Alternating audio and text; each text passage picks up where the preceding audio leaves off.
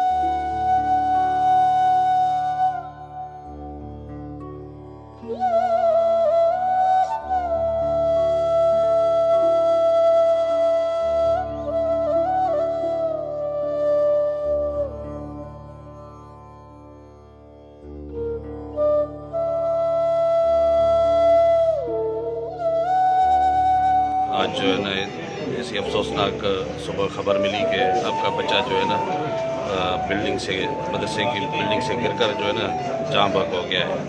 और बच्चे की जो है ना सलवार उतरी हुई थी। पता नहीं इस बच्चे के साथ ज़्यादती हुई है या किसी ने मारा है, क्या है कि इसने मारा है बच्चे को।